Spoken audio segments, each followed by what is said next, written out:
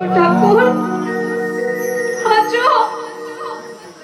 সারা জীবন অপয়া বলে কোনোদিনও তোমার মন্দিরের ভেতর ঢুকিনি, কিন্তু কিন্তু মন্দিরের বাইরে থেকে তো সব সময় তোমাকে দেখে গেছি গিরিধারী।